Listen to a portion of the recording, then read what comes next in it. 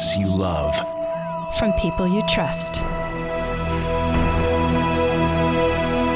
This is Twit. Bandwidth for Maxwell's House is brought to you by CacheFly at CacheFly.com.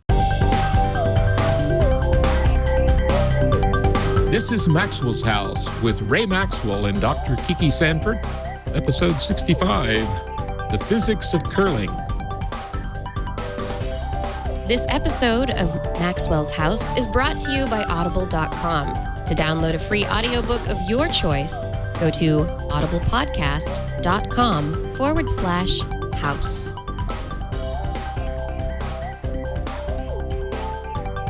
Welcome, everyone, to Maxwell's House. I'm Dr. Kiki Sanford, and I'm here with Ray Maxwell. Today on Maxwell's House, we're covering the physics of curling. It's episode 65. So, Ray, what do you have in store for everyone today with curling? Well, we're going to have a little potpourri before we get to the physics of curling. And, of course, the stimulus for doing something about the physics of curling has been prompted by the Olympics and the Winter Olympics here in Vancouver, and the fact that many people saw curling for the first time.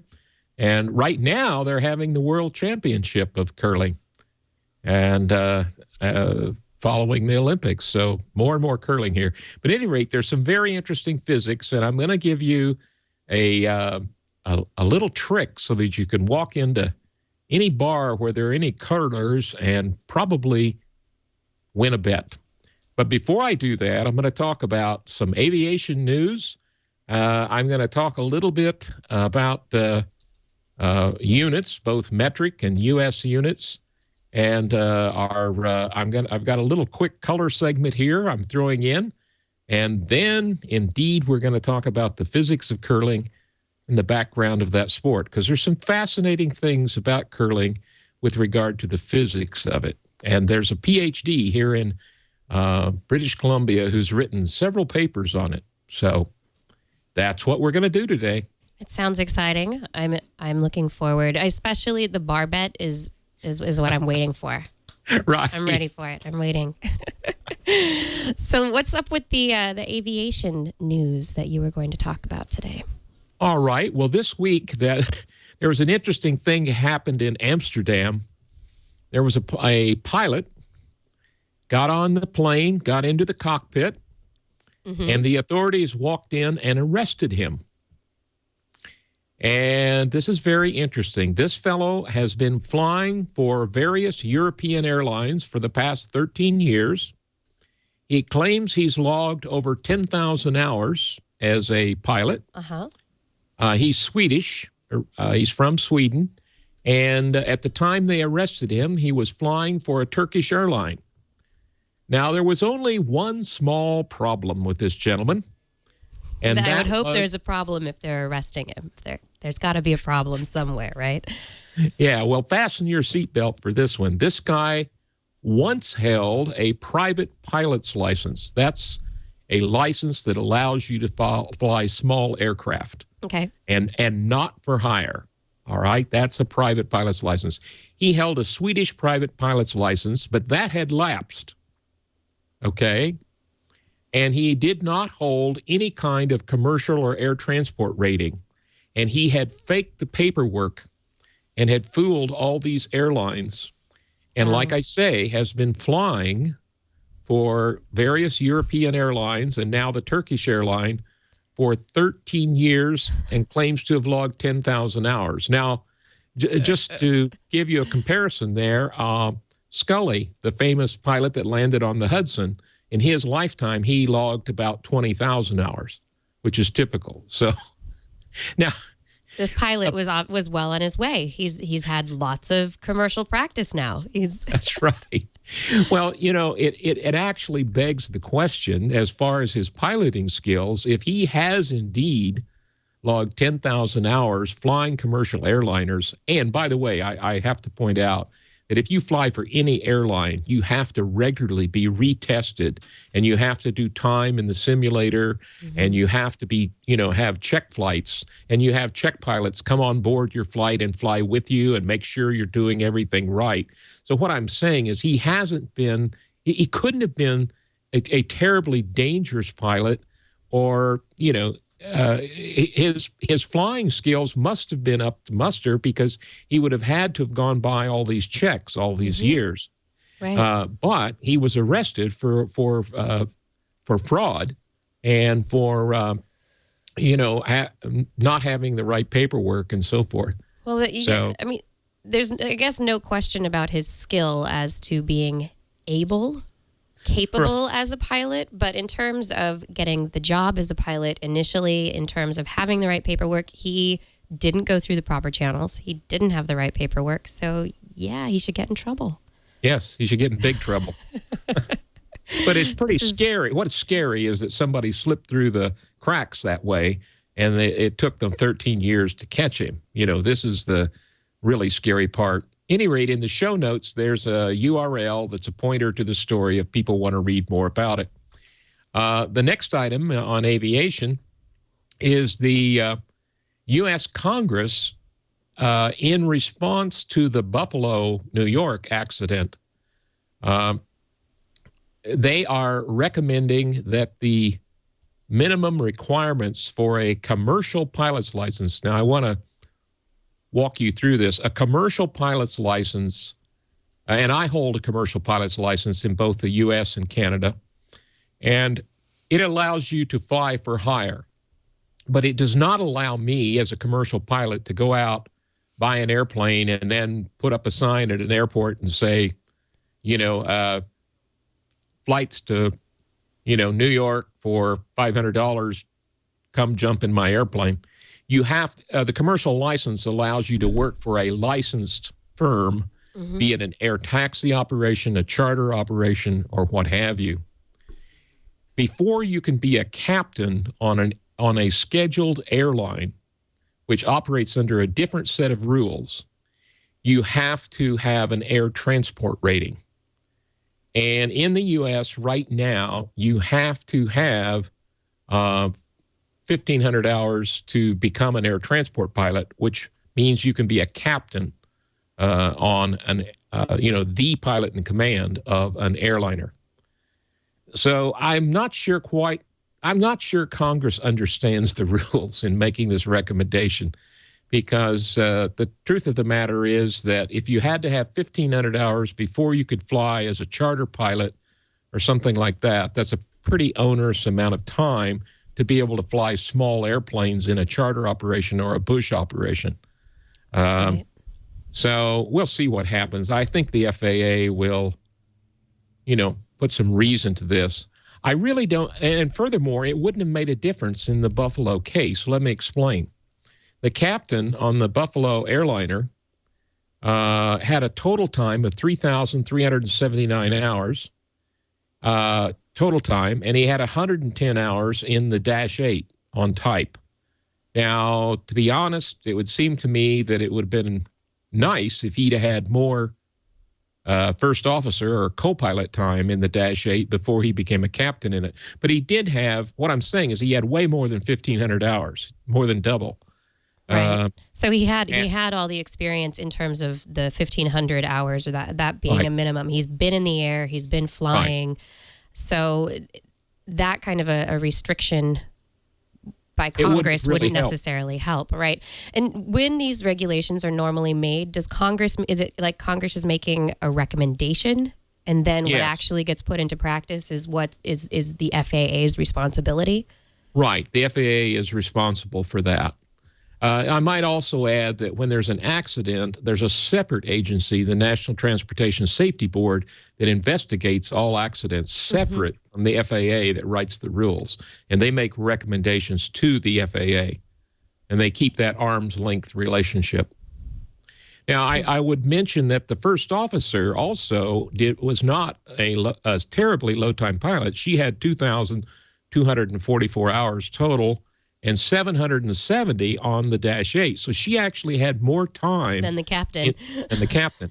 Now, the captain had to have an air transport rating, and she had to have a commercial license. I have a feeling, I don't know, I'm guessing, but most of the time, by the time you have that much time, you have an air transport rate. Both pilots would have an air transport rating. So what I'm saying is I don't think changing that requirement would have made a difference in this case. I think what played into it was recurrent training in this particular type of aircraft, and possibly the lack of it, and the conditions that, well, for instance, the first officer slept in a luggage room at the airport the night before the flight, and because she was only making $16,000 a year and couldn't afford a motel. Regular hotel, yeah. Right, and she had flown in from her home base, which I believe was in Washington State here, just south of me, and then she had spent the night in the luggage room, and then she had, Which is probably terribly relaxing. Yeah, exactly. Quality sleep in the luggage room. Right, get dressed in the, one of the restrooms, and then do your flight. And so, she had changed time zones. She hadn't got a good night's sleep, probably. Those kinds of things, I think, are much more likely to have contributed to this accident. Now, the next item in aviation news, and this has to do with checklists. There was a book written by a fellow who's very well known in the airline circles, John Nance. And I believe he lives in Seattle, if my memory serves me correctly. But he is a former pilot and an expert in airline safety, has written a lot of books and has been a consultant, often appears on the networks and comments on aircraft accidents or incidents. And he has written a book entitled Why Hospitals Should Fly.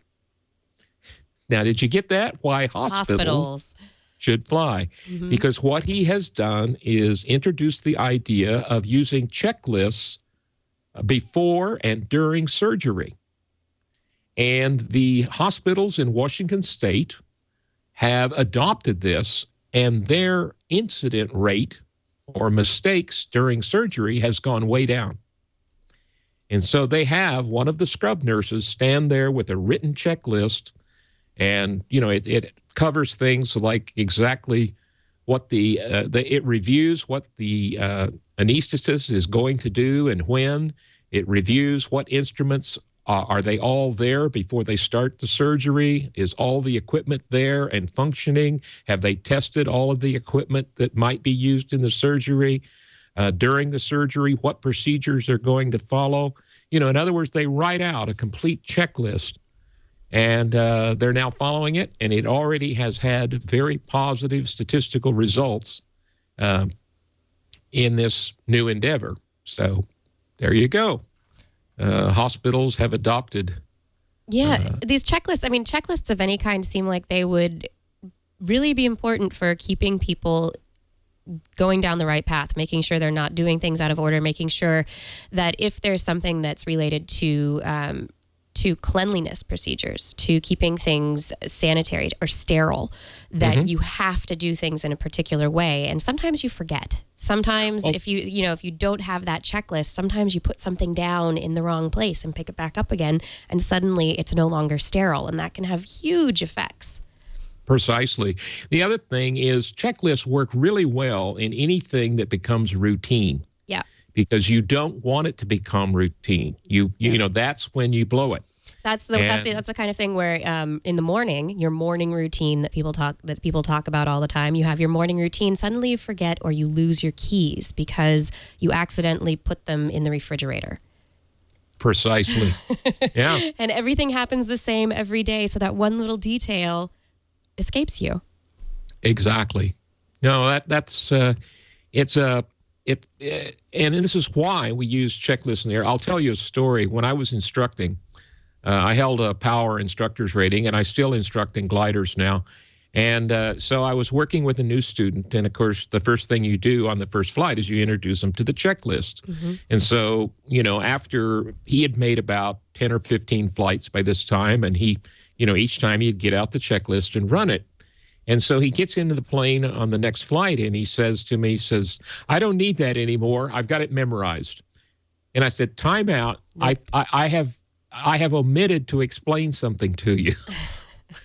As long as 747 captains and all other pilots use checklists, you will use a checklist.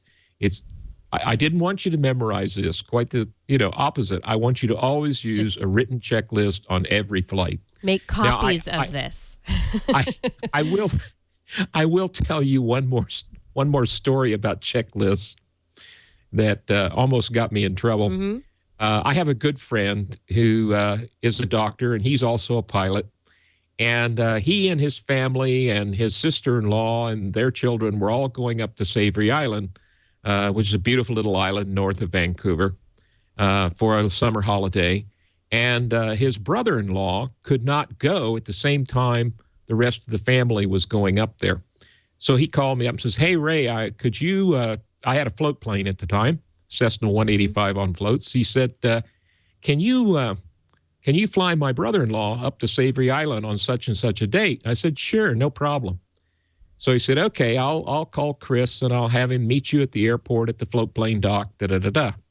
So now Chris had never met me. I had met all the rest of the family, but he's out of town a lot. He's an engineer. Mm-hmm. And at any rate, we met at the dock.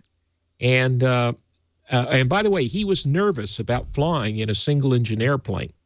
And so he had asked Stan, who is a pilot, he said, what about this guy? And Stan says, oh, listen, you don't have to worry. He said, this guy's been flying since he's 18 years old. He's got a commercial pilot's license. He's got a flight instructor's rating. I mean, this guy, you couldn't be with a safer pilot. He's very cautious. He's been flying this plane for years, no sweat. So Chris gets into the plane, and, I do my usual procedures. We take off. We fly up to Savory Island. We land, pull up to the shore and let Chris out. And I visit with Stan for a while, turn around, get in the plane, and take off. So I see Stan a couple of weeks later, and he says, you really scared Chris. And I said, what? The flight was completely normal. It was a smooth day. He said, yeah. But he said, when he got to the island, he turns to me and he says, Stan said, you said this guy is a commercial pilot. And he says, yeah. And he said, and you said that that's his airplane and he flies it all the time? Stan says, yes. He said, well, why did he get out this little book and read it before, and read everything he was doing before he took off? So Stan explained, that is a checklist. Don't fly with anyone that doesn't use one. But see, my mistake is I should have explained that. Right. I should have said, all pilots use checklists. This is my checklist. I'm now going to run the checklist before we take off. Yeah, explaining everything that you're doing can it can put people at ease. It's good. Right. But he says, he was really puzzled. If this guy owns this airplane and stuff, why is he reading this?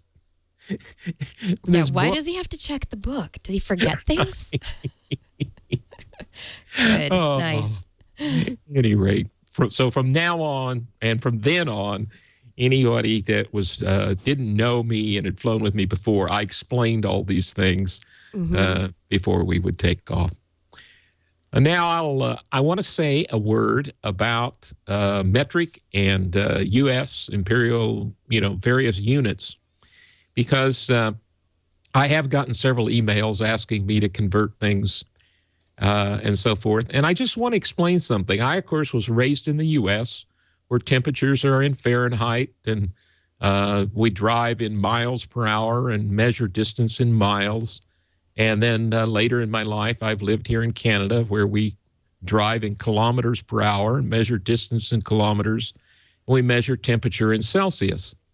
And a lot of people ask me, how do you convert?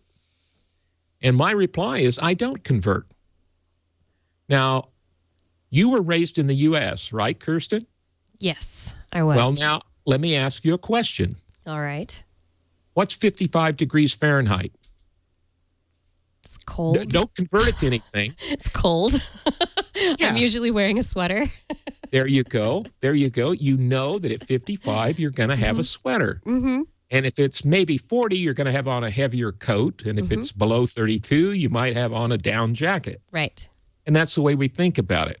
Well, what I adopted when I moved to Canada, and these units were different, is I said, this is silly. I was, did I have a stamp on my forehead calibrated in Fahrenheit degrees when I was born? No. How do I know what 55 is? I know what jacket to put on or what have you. So don't convert, simply start use the other scale.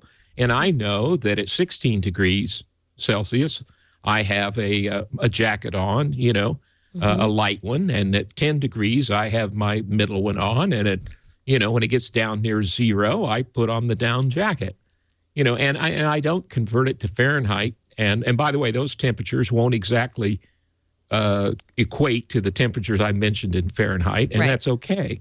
And when I fly altitude in feet, speed in nautical knots, distance in nautical miles per hour, and so forth.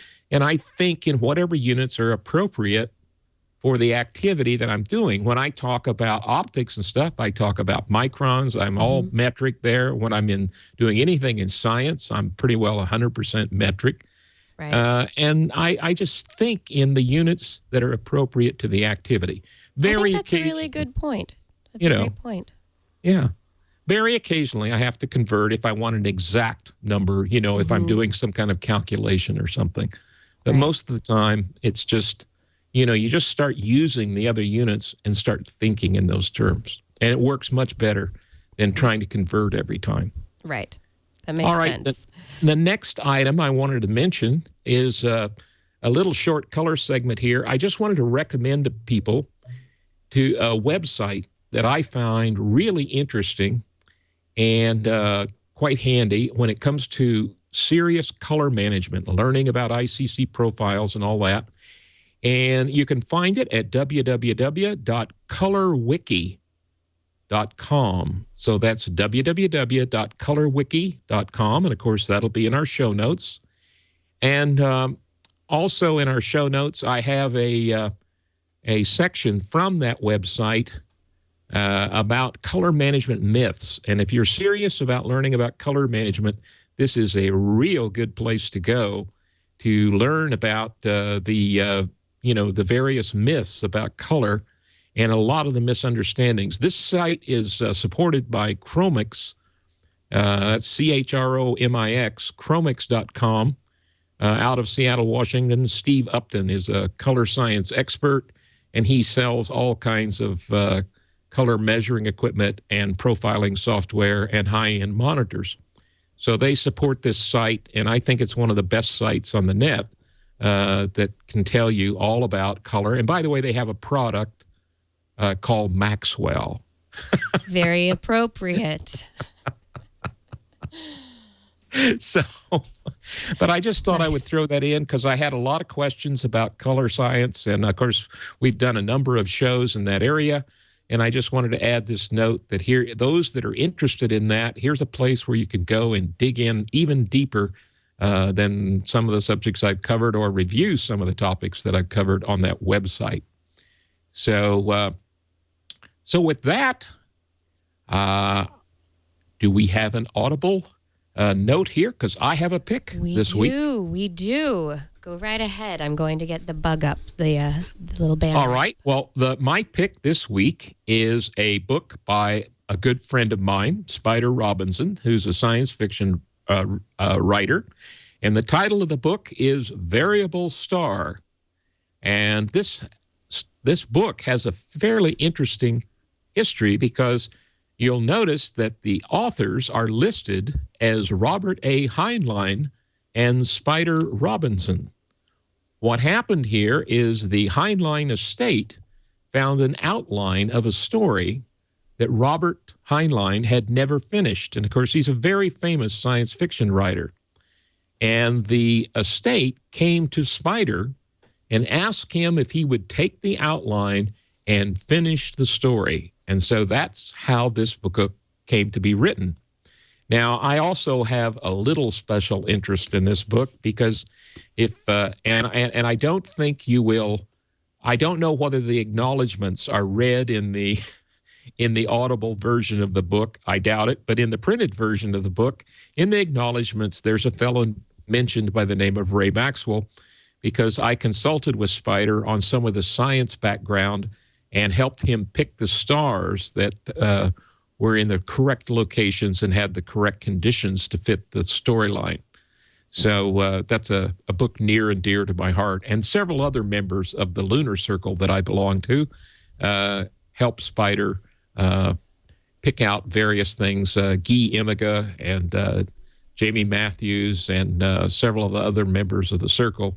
From time to time, we consult with Spider and help him make sure that he's got the science right in his science fiction. Of course, he always carries it on to additional things like that. That's great. So with that, I'd love to ask everyone out there, if you're interested, audible.com has sponsored this hour of TWIT programming. And so we'd like to thank them very much for sponsoring us. And in return, they're giving you one free book download if you visit audiblepodcast.com/house, and you can pick the book that Ray has so nicely picked out for you as the pick of the week, or you can pick one of your own. There are over 60,000 titles, all sorts of genres. We've got science, we've got technology, they've got classic literature, periodicals, you name it, they've got it. And you can download it to your computer or to a media device of your choice for your listening ease. Again, you can get a free Audible book download from the leading provider of audio books online, audible.com, if you visit audiblepodcast.com/house. And what was the name of that book again, Ray? Variable Star by Spider Robinson. Great. Thank you very much, Audible. And let's get on to the meat of your show, right? All right. Now we're going to get into the sport of curling and some of the physics, very interesting physics behind curling. Let me give you a little background first, and if you haven't seen the sport, just describe a little bit of it. It's played on a sheet of ice that looks a lot like a bowling alley. It's 146 feet long, and it's 14 to 16 feet 5 inches wide. Evidently, you can have slightly different widths. At each end of that sheet of ice, there is a large bullseye target, and it has circles that are 6 feet, 4 feet, 2 feet, and 6-inch radius, okay? So it looks like a big bullseye, and it's usually colored. It turns out that the ice preparation for curling is quite involved. It must be absolutely level and flat, otherwise the stones would not fly true down the ice. And of course, it's played with these large granite round stones, and they have handles on top of them. And if you watched any of the Olympics, you saw this sport as an Olympic sport. And it's quite popular in a lot of the European countries. It started, I believe, in Scotland, and it's extremely popular in Canada and some of the northern states. So, this is kind of the background on it. If you want to find out more about it and where it's played and the rules and everything, you can go to a website at www.curling.ca. Now, let me just say that curling gets its name from the fact that if you slide this stone down this ice sheet and you impart a rotation to the stone, as the stone slows down, it will start to curve. And we're going to discuss which way it curves and why. At any rate, it's quite fascinating. And the other thing you need to know is that there's 4 people on a team. One of the team is pushing or throwing the stone down the ice, and they have a particular delivery method. You'd have to see it. It's hard to describe, but there is an area where they brace their foot at one end of the ice, and it's called the hack. There's a whole there's a whole glossary of words that go with curling that you don't hear in any other sport. But you brace your foot, and another interesting fact is they wear shoes and usually a little rubber overshoe on one foot, such that one foot will slide on the ice and one foot will grip the ice. Now, so there's the person who is shooting the stone. Then there are two people with brooms that do what's known as sweep the stone, and they sweep the ice immediately ahead of the stone all the way down the ice. Now, what this does, this sweeping, is it actually warms the ice slightly and makes it a little bit liquid on top. And if they sweep early, it has a big effect on the speed of the stone. It causes it not to slow down as quickly if they sweep hard in front of it. And usually the stone does not curve until it slows down and almost stops. And if they sweep at that time, it can keep it from curving so much. In other words, the more you sweep, it reduces the friction and reduces the curving. Now, it turns out that there are a whole bunch of strategies. I mean, the people who follow this seriously, they refer to curling as chess on ice. At first glance, before you kind of watch it and understand the strategy, you think, well, it's just kind of shuffleboard on ice. And, what's the big deal? You just throw that thing down there and it stops where it stops and so forth. But it turns out there's a whole bunch of different strategies involving putting up guard stones out in front and then curving in behind them so the other person can't hit your stone. They throw high-speed stones to clear stones out of the way. They freeze to another stone, which means come up and bump against it, just barely touch it. Now, that makes it hard to get rid of that stone in front of that stone because it's frozen against the stone behind it. And, they have other things called peel and split. And there's a whole vocabulary, a whole bunch of different kinds of throws, different kinds of speeds, and different kinds of curves. Do you have any idea, have you looked into where all of this terminology came from? Does it have a specific background? Usually words do, so. Most of them are fairly descriptive. Mm-hmm. If you watch the game and hear them, now I don't know there's several words I have no idea where they get. One is the hack. Right. I don't know why the place where you launch the stone is called the hack. There's probably a good story there. I don't know it. The other one is out in front of the bullseye, there's a line that's about, I'd have to guess because I don't know the dimension, but there is a line well out in front of the house. That's the bullseye. Mm-hmm. And that line is called the hog line. The hog line. Yeah. I have no idea where that came from, but what it's there for is if you send a stone down the sheet of ice and it doesn't cross the hog line, it's removed. It doesn't count at all. You can't put a guard that far out. Right. A guard stone that's in front of the house has to be across the hog line. And there's a center line and there's a T line and so forth. And but I have to say I don't know the full history of where all these words come from. But let me say another thing about ice preparation. First of all, it has to be absolutely level, and they get it level by flooding the area with water. And, of course, water will self-level.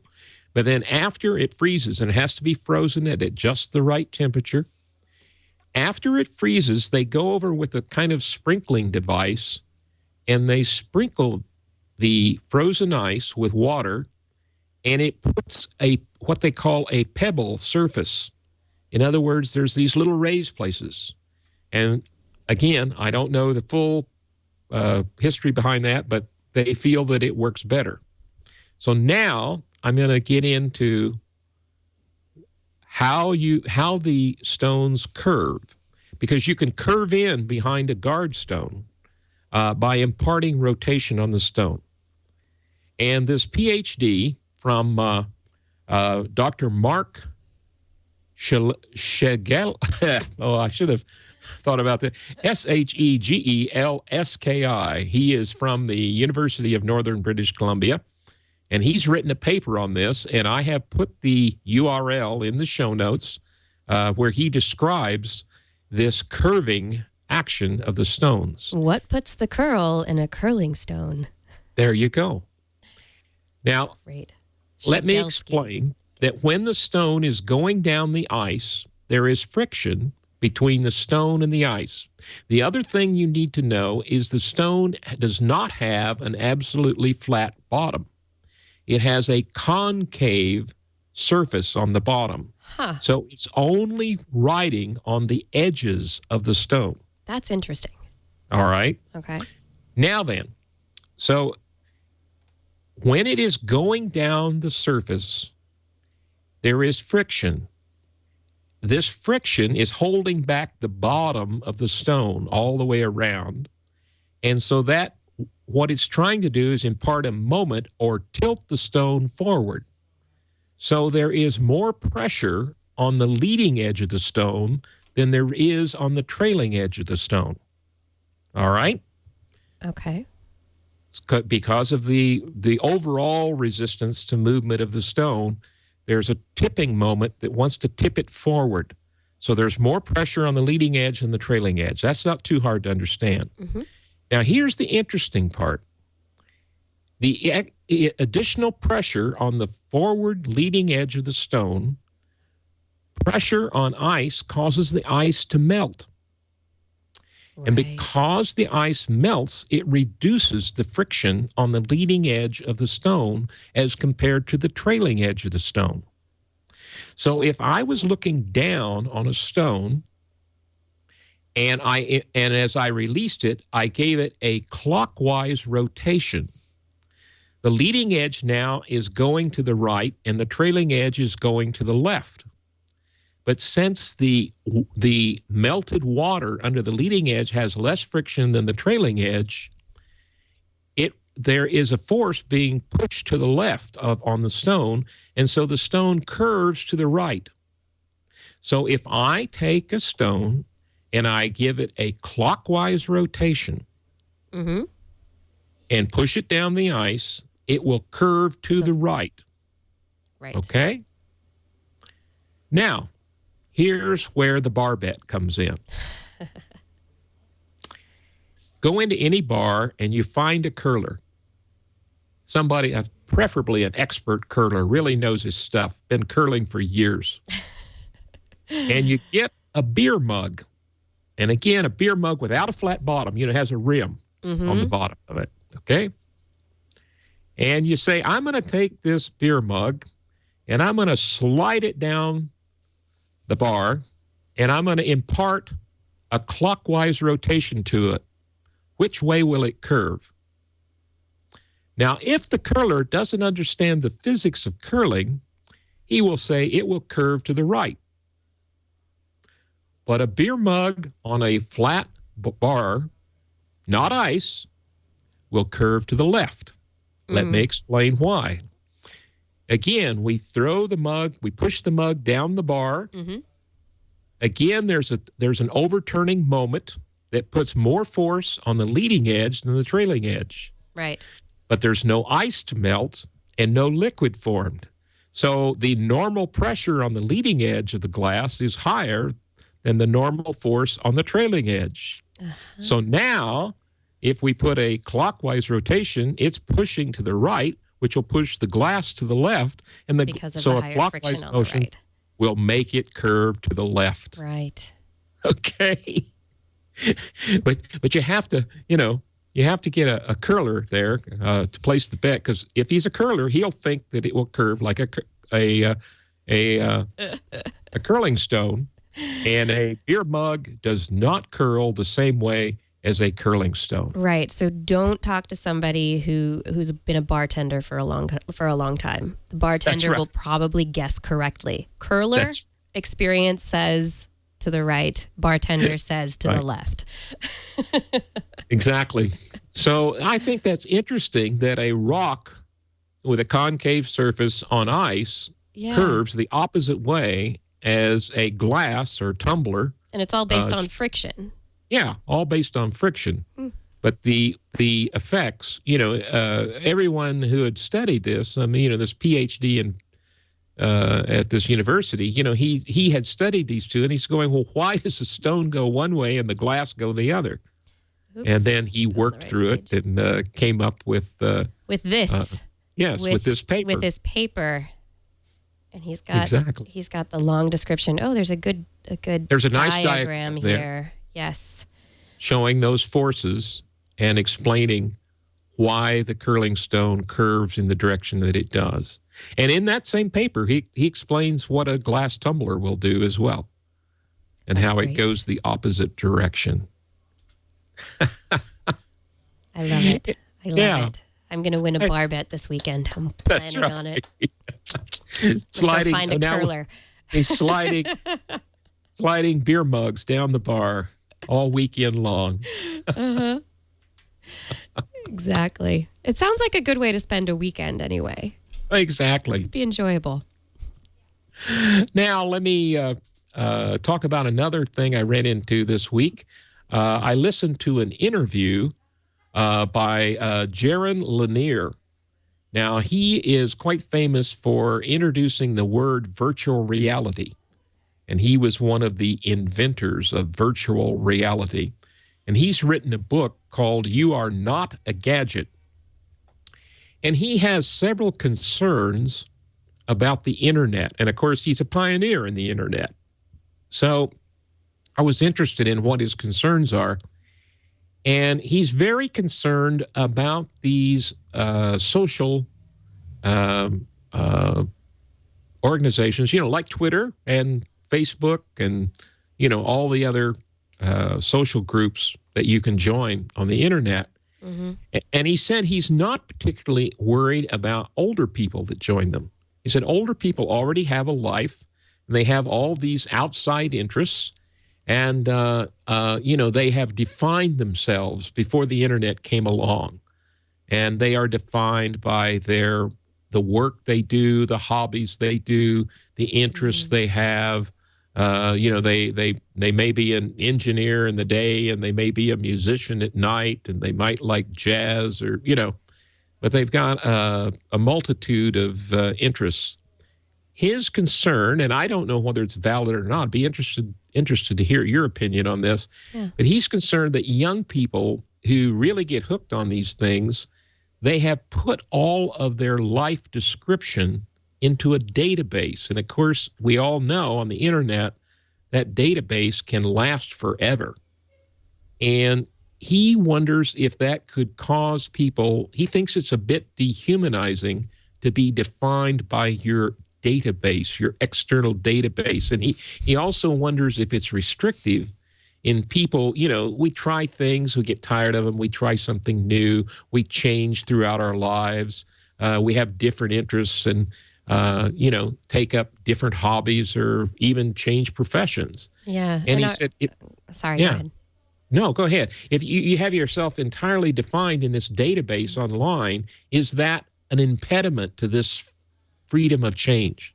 Yeah, well, it's the question of are you ever really, when you write a bio for yourself, if your CV or your resume that you give to somebody to represent you when you're applying for a job, is that really all there is to you? Can you fit everything about yourself on one 8.5 by 11 sheet of paper, or if you're in the UK, an A4 size sheet?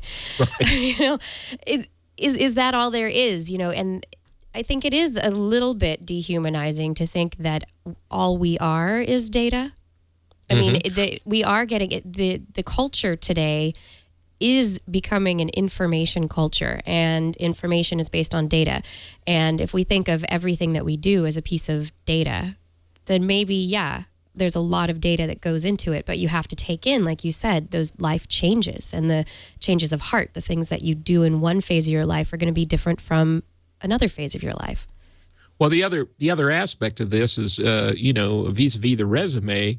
The resume I wrote when I was 21 and the resume I wrote when I was 50, was considerably different. And again, if you define yourself in one of these databases on the internet, we've already had examples. There's been some people posted a few pictures of them drinking in a bar. There's been cases of nudity or whatever posted. And then an employer goes on and does a Google search on your name and finds these things and says, well, I don't think this fits with the culture of my company. And this may have been something you did when you were 16.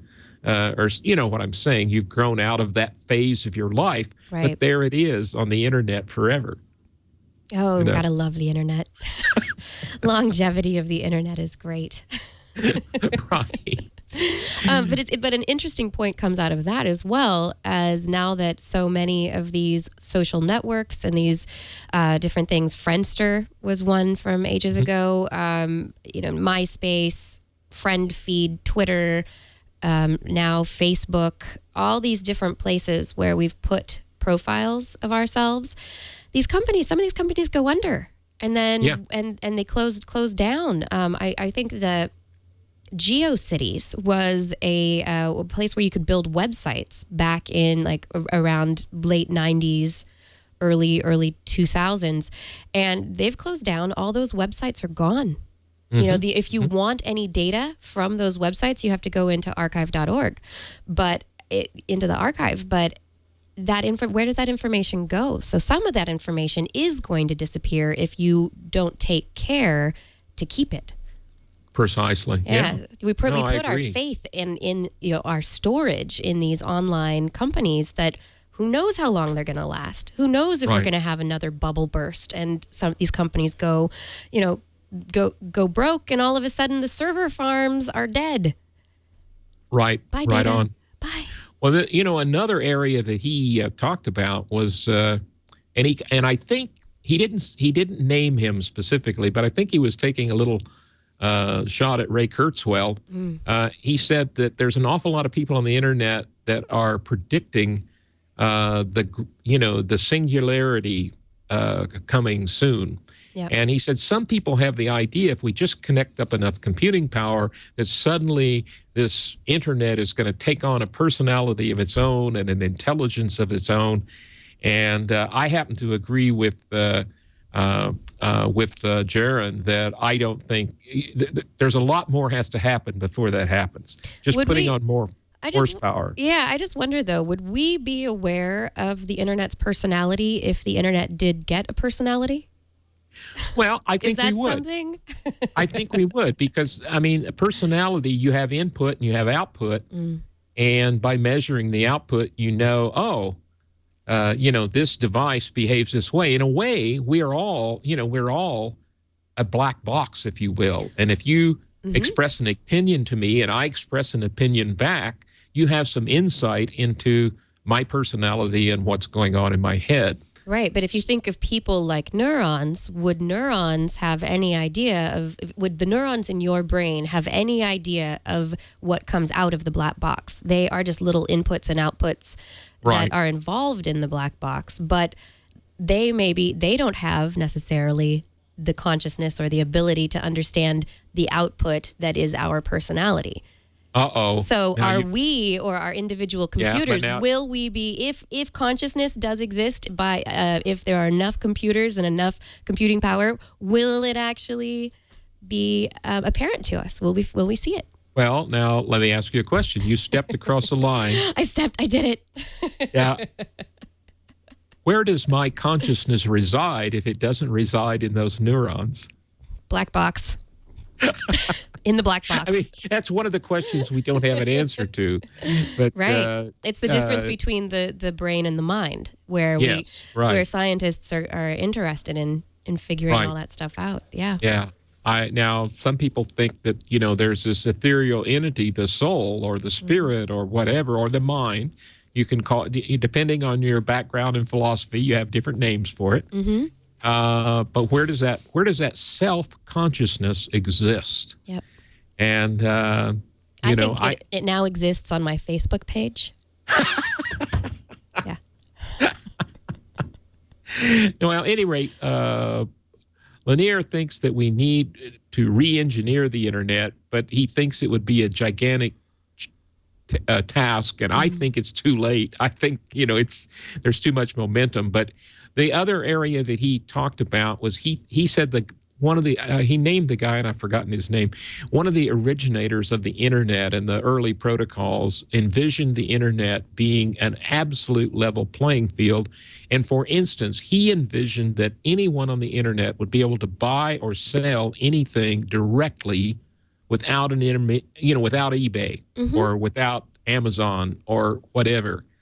And he said it could be engineered that way so that you have some kind of automated search built into the servers, all internet servers, that, you say, I'm looking to buy a used Canon 5D Mark II, and bang, I get connected to all the people in my local area, let's say first, that might have one for sale, and there's no intermediary, and I go over and do a face-to-face sale with them or something. But I can't personally, I think we're too far down the path for that to happen. Right. You're definitely right. There's a great amount of momentum, inertia in the system that we currently have. That's not to say that something couldn't be built parallel to it, but that would again take resources. Yes. So where would those come from? Yeah. So any rate, I am going to try and find that book, You Are Not a Gadget, and see what he has to say on this topic. I just heard the interview. But by the way, I've got to throw one more line in here that was in the interview that caught my attention. He said the people that think that the internet will turn into a singularity and that we will be absorbed into it and we'll no longer need our bodies and so forth. He said, this sounds like the apocalyptic view of a fundamentalist, the end of the world. It's the technological fundamentalist view. Right. Which I thought was an interesting perspective. It made me stop and think, and I'm going, it's an interesting parallel that he draws. Anyway, next week, I am going to, as promised, I did a kind of review of the space program throughout my life. And next week, I'm going to tell you the history of my interest in aviation, from model airplanes through a commercial pilot's license, through flight instructor, through writing software for the airlines, and right up to flying aerobatics in air shows, in gliders, and that sort of thing. So next week, it's going to the principal topic will be the history of aviation through Ray Maxwell's eyes. Well, thank you very much, Ray. This has been another fabulous episode, and we now have good, helpful hints for winning a bet at a bar, if you can find a curler in that bar, and much more, and other food for thought. I think this has been a great episode. Thank you so much. And I'd like to thank everyone else out there for watching and listening. Ray, where can people find you if they want to contact you? By all means, if they would like to suggest topics for the show, or they have questions about any of the topics that we've covered, they can reach me at ray@twit.tv. And I enjoy getting email. I can't get around to answering all of it, but I do try and answer as much as I can, either directly or on the show. Great. Well, I am looking forward to next week. Everyone out there, come on back to Maxwell's house. We'll see you there.